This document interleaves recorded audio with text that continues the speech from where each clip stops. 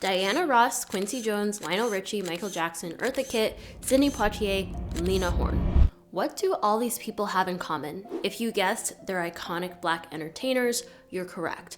But more than that, they are iconic Black entertainers whose descendants have become increasingly white. On some corners of the internet, this trend has been dubbed the Diana Ross-ification of the Black family. What is the Diana Ross effect? The Diana Ross-ification of the Black family is a very real thing. Look at Diana Ross's family as an example of the dangers. Why do Black people feel the need for white proximity?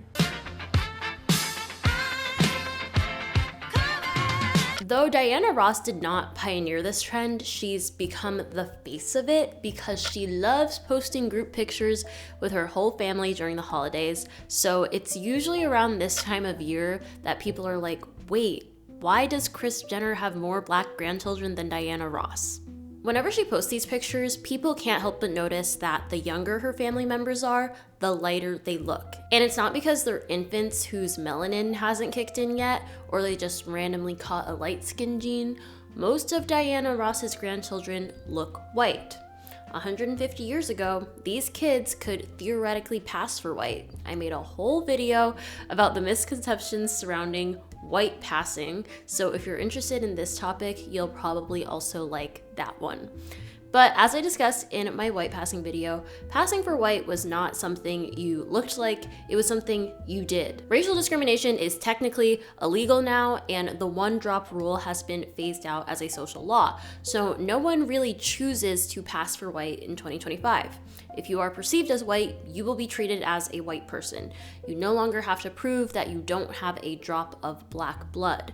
You are phenotypically a white person, but you have Black heritage. And that is the case for many of the descendants of those aforementioned entertainers. They do not look Black, but their identity is certainly informed by their Blackness in some way. I am not in the business of denying people's ancestry or DNA or Blackness, but I don't like people conflating heritage with racial experience because you are ultimately treated how you look. And just because you have Black heritage doesn't mean you walk through the world perceived as a Black person. When the topic of Black Hollywood families becoming whiter each generation is brought up, there is often pushback from the "it's not that deep" crowd. And sure, I would say it's not that deep if it was a one-off occurrence, but it is a pattern and it's not a crime to notice. Also, if it's not that deep, why are you even commenting? Just keep it pushing. I'm not Dr. Umar, even though I dressed up as him for Halloween one time. I'm not here to condemn these entertainers for marrying white people or their family members for looking white. Love is love, go where you're wanted. With that said, personal preferences don't exist in a vacuum. And I know that because I have spent a lot of time interrogating what I thought were my own preferences and have realized that they were deeply informed by societal values that I did not come up with. Most of these performers started from extremely humble beginnings and used their talent to secure a radically better financial future for their families. Over time, though, that better future also tends to look whiter. Their rising status pulls them into whiter social circles, which often leads to lighter or white partners, and eventually to descendants who read as white. This pattern isn't the same as a deliberate project to erase Blackness, but it is reminiscent of blanqueamiento, the historical idea that Blackness could be whitened out over generations through mixing and social mobility. Here too, economic success and changing social status end up working alongside romance to produce a kind of quiet, unintended whitening of the family line. I love combining pop culture and celebrity gossip with some sociological analysis, and this is a topic that perfectly encapsulates these two interests. So in today's video, I want to explore how and why the families of iconic Black entertainers have become increasingly white. Before we get into that though, today I'm partnering with Climate Power to tell you about the results of elections across the country. Democrats across the ideological spectrum ran on addressing the costs of living under Trump. Affordability is far and away the top issue for voters and one that Democrats are putting front and center. Trump promised to cut energy bills in half, yet energy bills have been rising twice as fast as inflation, more than 11% nationally since he took office. And this was all in the midst of the longest government shutdown in U.S. history, with people out of work, working without pay, being denied the literal ability to eat. Where I live, in New York City, Mayor-elect Zoran Mamdani ran his campaign on making New York more affordable and won. Across the river in Jersey, Democrat Mickey Sherrill essentially ran on lowering electricity costs and investing more in clean energy. So naturally, she won. In Georgia, Democratic candidates flipped 2 statewide Public Service Commission seats after nearly 20 years of Republican control, running on a platform of affordability and clean energy. Thanks again to Climate Power for partnering with me on this video. So I want to start by looking at the family trees of these entertainers. Famous families and the random connections between them is one of my favorite niches. I love fun facts like, did you know that Julia Roberts' birth was paid for by Martin Luther King Jr.?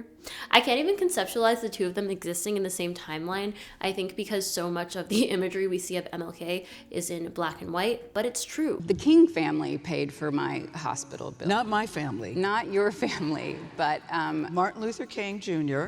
and Coretta. The year before he died, Julia Roberts was born. And the day after MLK's assassination in 1968, Diana Ross appeared on The Tonight Show and paid tribute to his contributions to the civil rights movement.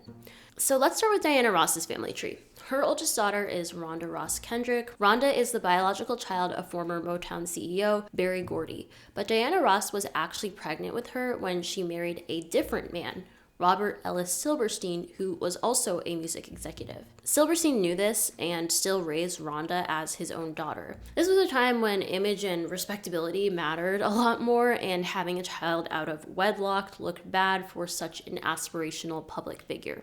Also, Diana Ross didn't tell Rhonda the truth about her father until she was 13 years old. By that point, her sisters, Tracy and Chudney, were born, so she clearly knew that despite being raised as full siblings, there was definitely something different about them, and the difference was they were half white and she was not. Berry Gordy was still involved in her life as an uncle figure, so it wasn't too earth-shattering when Rhonda found out the truth. Still, 13 is pretty old to tell someone about where they really came from. Like, it's recommended to tell adopted children that they are adopted the moment you become their parent. Anyway, that's Rhonda, Diana Ross's first child. Then there's Tracy and Chudney, the daughter she had with Robert Silverstein. Later on, Diana Ross married Arne Nass Jr., a Norwegian shipping magnate, and had 2 sons with him, Ross and Evan. The third generation of the Ross family is where things get a bit whiter. Diana Ross has 8 grandchildren, and only one of them looks black. The rest pretty much look white because they are the product of one biracial parent and one white parent. So genetically, they are more white than they are black. This is usually where the who cares and why does it matter comments flood in. On an individual level, you're right. It doesn't matter that Diana Ross's grandchildren look like this. It's not a moral failing. But people care because even though it's not intentional, the pattern mirrors a very old, very deliberate project, racial whitening, and that resonance feels uncomfortable. This is where life imitates art in a very striking way. Diana Ross's multi-generational family photos are visually reminiscent of the 1895 Brazilian painting Ham's Redemption. That painting shows 3 generations: a dark-skinned black grandmother, her lighter mulatto daughter, a white husband, and their very light baby. The grandmother lifts her hands to the sky in gratitude, as if the birth of a white grandchild has finally redeemed the family from blackness. The figures are arranged so that the skin tone lightens from left to right, literally illustrating the hoped-for erasure of blackness over time, symbolizing that progress and betterment is synonymous with whiteness. Brazil was actually the last country in the Americas to abolish slavery, which finally happened in 1888. After the abolition of slavery, white elites openly embraced blanqueamiento, or whitening, as a national project. Influenced by racist science and early eugenics, they argued that Brazil would improve itself if Black and Indigenous people gradually disappeared through mixing with Europeans. Ham's redemption was celebrated in that context. Critics praised it as a hopeful image. It was even shown at an international race conference as evidence that Brazil was successfully laundering blackness out of the population. The Black grandmother's gratitude isn't just personal joy, it's propaganda. She is literally thanking God that her descendants look less like her. Diana Ross's holiday photos are not eugenics propaganda, and no one in her family is posing to celebrate the extinction of blackness, but the visual similarity is hard to unsee. a black matriarch whose children and grandchildren get progressively lighter, a lineage in which progress is easily misread as moving closer and closer to whiteness.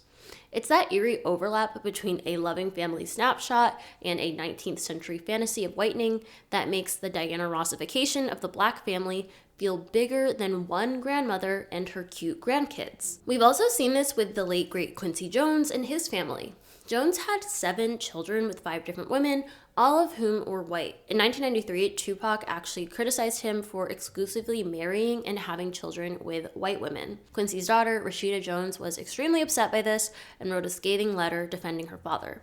Tupac ended up apologizing to Rashida and shortly after dated her sister, Kidada. He also apologized to Quincy, and at the time of his death in 1996, he made amends with the family and was engaged to Kidada. She described him as the love of her life. Quincy Jones maintained that he never had a type and wasn't only interested in white women.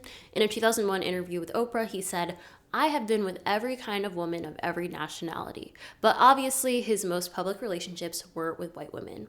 He went on to say, "Over the years, interracial relationships have been a hip, almost defiant thing, a way of saying nobody can put a boundary on me." And that's the thing. Love is personal, but it's never just personal. Who we're attracted to is shaped by what we've been taught to see as beautiful, respectable, or aspirational. Quincy Jones sent a message with the kind of public relationships he had.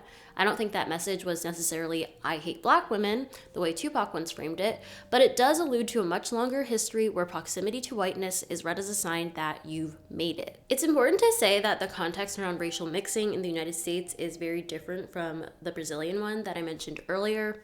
Jim Crow, the one-drop rule, segregation, and anti-miscegenation laws made black-white relationships both dangerous and heavily policed. Within black communities, there was no fantasy that a few generations of mixing would magically produce a white family the way Brazilian elites imagined. But the related logic of colorism was very real. Lighter skin was associated with better jobs, more safety, more respectability, and some families very consciously prized light-skinned partners so their children could stay light, even if they could never be socially reclassified as white. It functioned like a softer internal version of blanqueamiento. But back to Quincy Jones.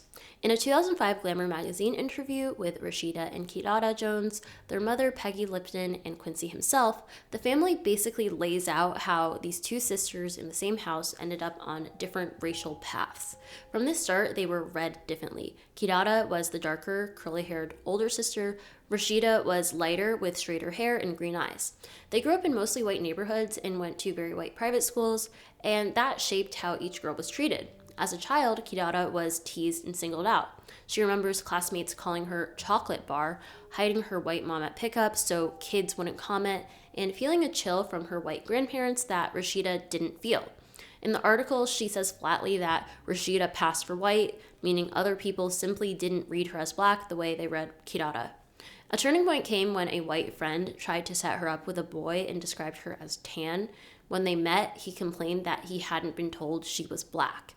After that, Kidada says she stopped fighting it and started identifying as black, full stop. Rashida's experience was almost the inverse. She felt at ease with their Jewish grandparents, threw herself into school, and embraced all her labels, black, white, Jewish. But her lighter appearance came with its own problems. White people said anti-black things around her, assuming she wasn't black. Black and white gatekeepers in the industry told her she was too exotic for white roles and too light for black ones.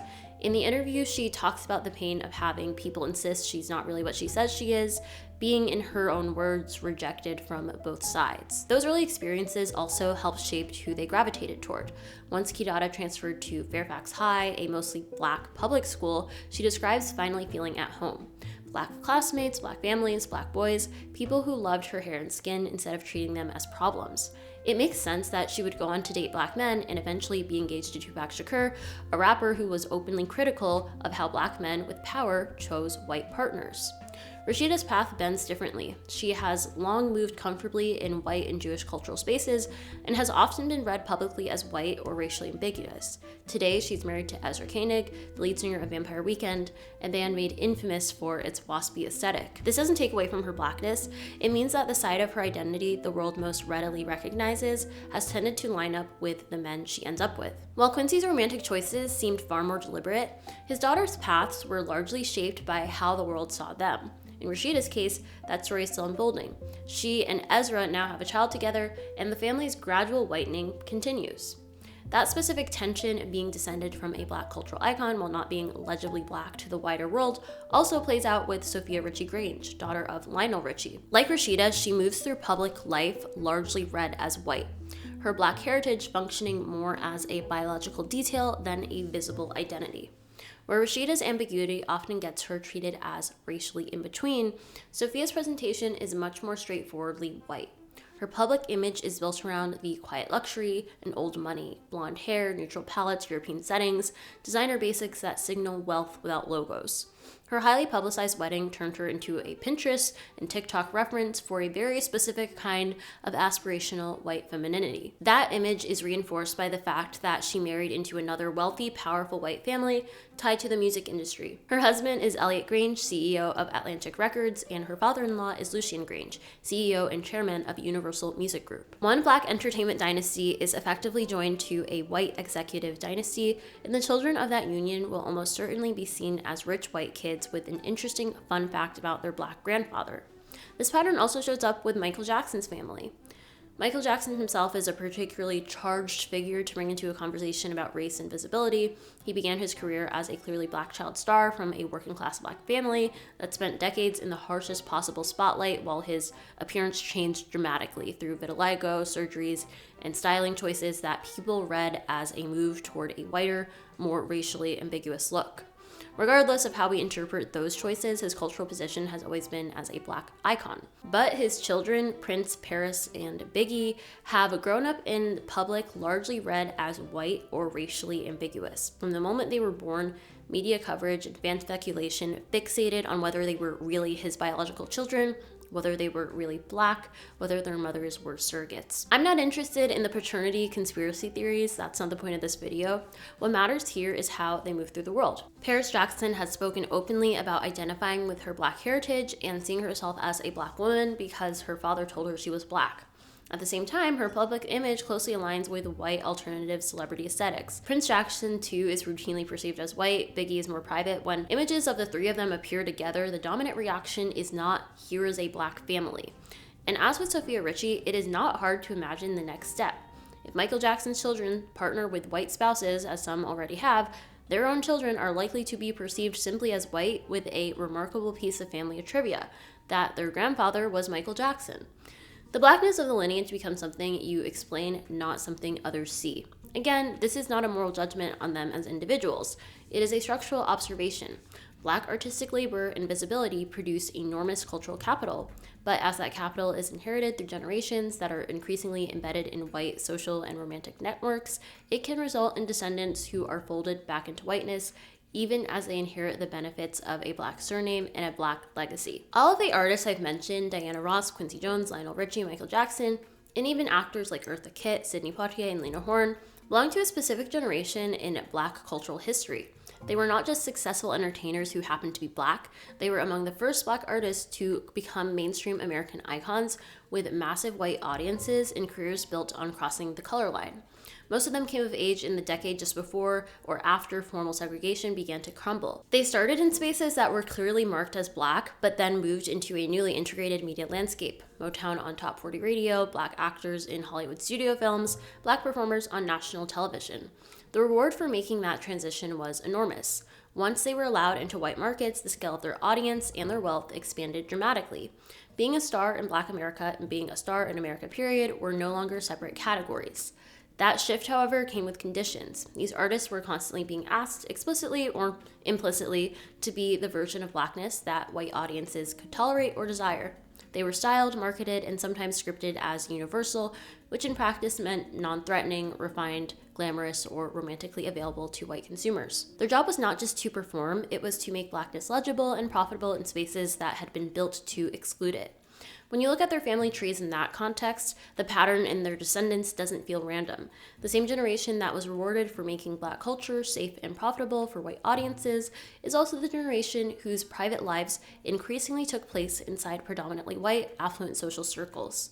Their romantic options were shaped by that world. Over time, it became more likely that a Black star spouse would be white or very light, that their children would be biracial, and that their grandchildren would simply be perceived as white. This is where you can see an echo of blanqueamiento. What's happening with these Black Hollywood dynasties is not a one-to-one copy of that system. There's no formal policy, but the proximity to whiteness signals that they have transcended the limitations placed on Blackness. The fact that so many of their descendants now move through the world as white, or nearly so, is not just a quirk of genetics. It is a byproduct of a generation of Black artists being paid quite literally to cross over. If we put all of this together, it becomes harder to talk about these family trees as the product of purely individual taste. These people were not walking around strategically thinking, how do I whiten my bloodline? They were trying to survive and succeed in an industry that made it very clear who held the power and who controlled the money. Crossing over into white markets meant bigger audiences, budgets, and a level of security that had been denied to Black performers for generations. But once their careers and social lives were anchored in those predominantly white spaces, their intimate lives were shaped by those same environments. In that sense, their romantic preferences likely weren't internal quirks. They were responses to a set of incentives that rewarded proximity to whiteness with money, safety, and legitimacy. This is why treating these patterns as a neutral individual choice misses the point. When Black artists are paid more, promoted more, and celebrated more, the closer they get to white audiences, and when their personal lives unfold inside that same ecosystem, of course the partners they end up with and the children they have will reflect that. Looking ahead, it's likely that some of these family lines are effectively locked in. For descendants who are fully socialized as white, children like Sofia Richie's, who are being raised inside overwhelmingly white, wealthy networks, it is hard to imagine any automatic return to a visibly Black identity. But that doesn't mean the same logic that produced these families is frozen in place. Today, dating or marrying a white person is not the purest symbol of making it.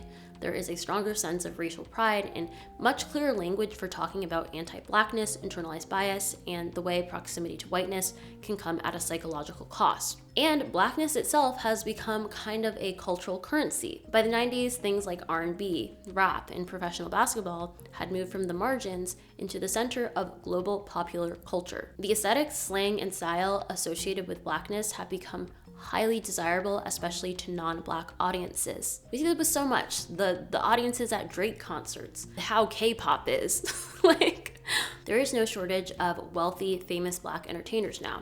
The question is less, can a Black person become a star, and more, what kind of Blackness is profitable? Colorism absolutely still operates. You can see it in how often powerful Black men often partner with light-skinned or racially ambiguous women.